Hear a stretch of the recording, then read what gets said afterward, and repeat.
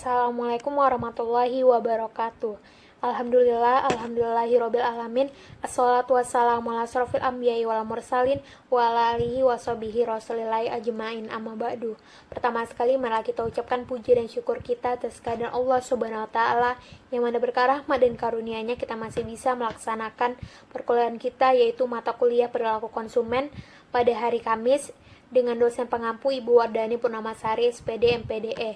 Sebelumnya, kami akan memperkenalkan dulu anggota kelompok kami dari kelompok 5. Yang pertama ada Agung Aris Mustafa, yang kedua ada Giva Junofri, dan saya sendiri Yunisha Putri.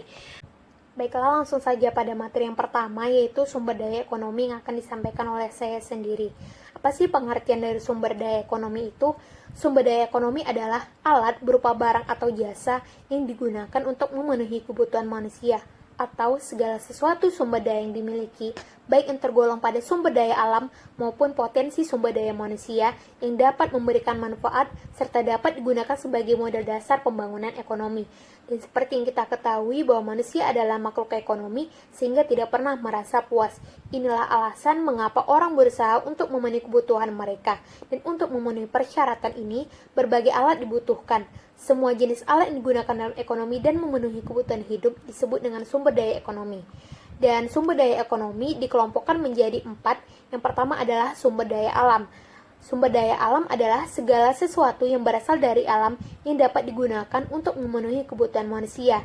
Dan sumber daya alam ini terbagi menjadi 2. Yang pertama, sumber daya alam yang dapat diperbarui, contohnya adalah tanaman, hewan, air, dan udara. Dan sumber daya alam yang tidak dapat diperbarui, contohnya minyak bumi, mineral, dan kayu hutan tropis. Yang kedua ada sumber daya manusia.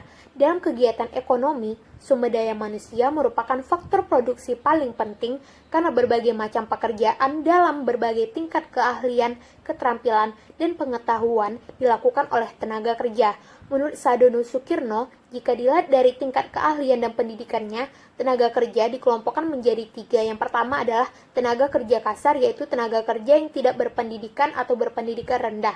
Yang kedua adalah tenaga kerja terampil, yaitu tenaga kerja yang memiliki keahlian dari pendidikan atau pengalaman kerja. Dan yang ketiga, tenaga kerja terdidik, yaitu tenaga kerja yang memiliki pendidikan yang tinggi dan ahli dalam bidang-bidang tertentu. Yang ketiga, ada sumber daya modal. Sumber daya modal tidak terbatas berupa uang, tetapi dapat pula berupa barang modal seperti peralatan, mesin-mesin, dan bangunan. Modal dalam definisinya yang paling luas adalah segala sesuatu yang sudah diproduksi yang akan digunakan untuk memproduksi barang atau jasa lainnya. Barang-barang modal terdiri atas barang yang sangat berguna dalam proses produksi. Seperti telah dikemukakan, barang modal terdiri dari atas mesin-mesin, alat-alat besar, instalasi-instalasi pabrik, gedung-gedung, meja, jalan, jembatan, bangku, dan alat-alat pengangkutan. Semuanya telah dibuat oleh manusia dan digunakan dalam proses produksi sepanjang waktu. Dan yang ketiga dan yang terakhir ada sumber daya kewirausahaan. Sumber daya kewirausahaan adalah seorang entrepreneur yang memiliki kemampuan untuk menciptakan produk baru dan berbeda dengan menggunakan sumber daya yang ada untuk memenuhi kebutuhan masyarakat akan barang dan jasa. Dan materi yang kedua adalah sumber daya sementara. Sumber daya sementara ini adalah sumber daya yang bersifat sementara. Dengan memahami perilaku konsumen akan keterbatasan sumber dan uang, waktu menjadi variabel yang semakin penting dalam memahami perilaku konsumen karena kemiskinan waktu yang semakin banyak dialami. Maksudnya di sini adalah sumber daya yang bisa menghemat waktu, keinginan manusia ingin membeli barang dan jasa yang tujuannya adalah semata-mata untuk menghemat waktu yang ada. Sumber daya sementara terdiri dari 2. Yang pertama adalah barang yang menggunakan waktu produk yang memerlukan pemakaian waktu dalam mengkonsumsinya. Contohnya adalah dalam waktu senggang, yaitu menonton TV, memancing, bermain golf, dan contoh waktu wajib adalah tidur, perawatan pribadi, dan pulang pergi. Yang kedua adalah barang penghemat waktu. Produk yang menghemat waktu memungkinkan konsumen meningkatkan waktu leluasa mereka. Contohnya adalah rice cooker, penggunaan mesin cuci, handphone, oven, microwave, pemotong rambut, dan fast food. Baiklah, materi selanjutnya akan disampaikan oleh Giva Junofri. Kepada Giva dipersilahkan. Bismillahirrahmanirrahim. Sumber daya kognitif. Sumber daya kognitif adalah sumber daya perencanaan atau pengambilan keputusan seorang konsumen terhadap apa yang ingin dibelinya. Ada 3 teori yang menghubungkan sumber daya kognitif, antara lain: 1. Pemimpin yang cerdas dan kompeten membuat rencana, keputusan, dan strategi yang lebih efektif dibandingkan dengan pemimpin dengan kecerdasan yang lebih rendah. Terus yang kedua, stres. Stres merupakan faktor yang tidak menguntungkan dalam pemikiran logis dan analitis seorang pemimpin. Yang ketiga, yang terakhir, perilaku direktif adalah kepemimpinan yang paling baik untuk seorang pemimpin. Ada 4 faktor utama sumber daya kognitif, yaitu A. Kecerdasan dan perilaku direktif, B. Pengalaman, C.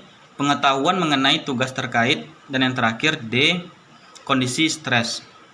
Selanjutnya, kandungan pengetahuan. Pengertian pengetahuan adalah suatu istilah yang dipergunakan untuk menuturkan apabila seseorang mengenal tentang sesuatu. Terus yang B, konsumen adalah setiap kelompok atau badan hukum yang memakai suatu harta benda atau jasa karena adanya hak yang sah, baik ia dipakai untuk pemakaian akhir ataupun untuk proses produksi selanjutnya. Terus yang terakhir, pengetahuan konsumen adalah semua informasi yang dimiliki konsumen mengenai berbagai macam produk dan jasa, serta pengetahuan lainnya yang terkait dengan produk dan jasa tersebut, dan informasi yang berhubungan dengan fungsinya sebagai konsumen.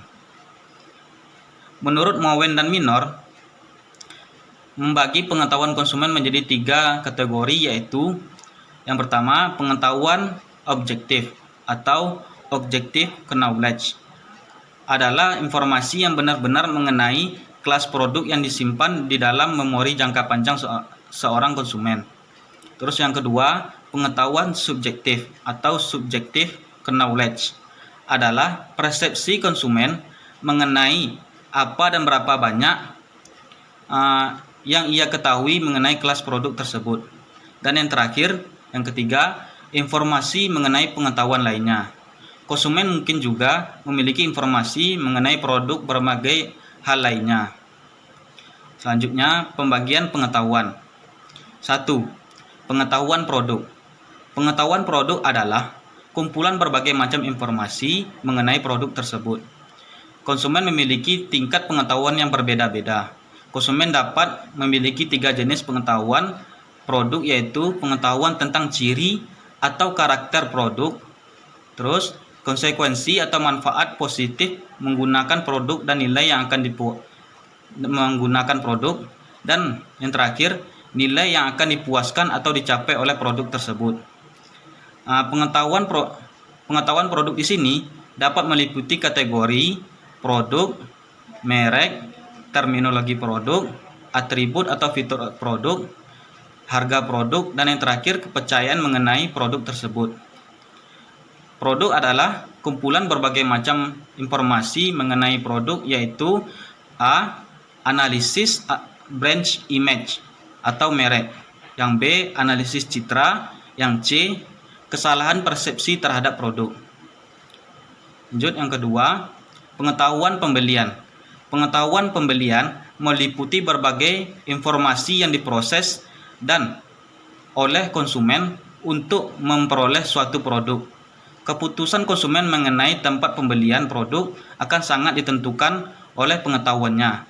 Implikasi yang penting bagi strategi pemasaran adalah memberikan informasi kepada konsumen di mana konsumen bisa membeli produk tersebut. Dimensi dasar dari pengetahuan pembelian meliputi informasi berkenaan dengan keputusan tentang A. Di mana membeli, B. Kapan membeli, C. Bagaimana membeli. Terus yang terakhir, yang ketiga, pengetahuan pemakaian. Pengetahuan pemakaian seperti ini mencakupi informasi yang tersedia di dalam ingatan mengenai bagaimana suatu produk dapat digunakan dan apa yang diperlukan agar benar-benar menggunakan produk tersebut. Suatu produk akan memberikan manfaat kepada seorang konsumen jika produk tersebut telah digunakan atau dikonsumsi oleh konsumen. Dan produsen berkewajiban untuk memberikan informasi yang cukup agar konsumen mengetahui cara pemakaian produk tersebut. Assalamualaikum warahmatullahi wabarakatuh. Ya, saya akan melanjutkan pembahasan yang dibacakan oleh Giva Junorvi. Yang berikutnya, organisasi pengetahuan. Organisasi pengetahuan merupakan sesuatu untuk mengatur atau struktur organisasi untuk mengelompokkan suatu organisasi di suatu organisasi dibuat untuk memudahkan penggunaan dokumen atau pengetahuan itu sendiri, atau juga bisa diartikan mendeskripsikan dokumen, isi, fitur, dan tujuan, dan membuat dokumen-dokumen dan bagian yang dapat diakses oleh orang-orang. Mencari mereka atau pesan isinya meliputi pengetahuan. 4 kategori personil dalam mengetahui organisasi mengategorikan orang-orang dalam sebuah organisasi dalam 2 dimensi, sesuatu dengan tingkat profesional dan kemampuan organisasi. Yang pertama, staf pendukung, yang membuat para ahli dan para manajer, mereka tidak memiliki kualifikasi khusus. Kedua, profesional, yang paling terampil atau ahli yang menjalankan pekerjaan dan mereka menyukai pemecahan masalah dan tidak menyukai rutinitas. Ketiga, manajer yang bertugas mengelola dan mengorganisasikan. Ketiga, pemimpin merupakan dimensi orang-orang lain yang ingin mengikuti pemimpin ditunjuk oleh pengikutnya atau bawahan. Mengukur pengetahuan. Pengetahuan konsumen adalah semua informasi yang dimiliki konsumen mengenai berbagai macam produk, serta pengetahuan lainnya yang terkait dari informasi yang berhubungan dengan fungsinya. Sebagai konsumen, dipengaruhi oleh kepercayaan diri seseorang, yaitu bahwa orang yang percaya diri mungkin melaporkan secara berlebihan tingkat pengetahuan mereka. Cara yang paling nyata dalam mengukur kemampuan pengetahuan adalah menilai secara langsung isi ingatan. Beberapa indikator pengukuran pengetahuan antara lain, yang pertama, pengetahuan objektif, pengukuran yang menyadap apa yang benar-benar sudah disimpan oleh konsumen di dalam ingatan. Ukuran pengetahuan objektif yang berfokus pada potongan informasi khusus yang mungkin diketahui konsumen. Kedua, pengetahuan subjektif, dipengaruhi oleh kepercayaan diri seseorang, yaitu bahwa orang yang percaya diri mungkin melaporkan secara berlebihan tingkat pengetahuan mereka. Demikianlah akan saya kembalikan kepada moderator. Wassalamualaikum warahmatullahi wabarakatuh.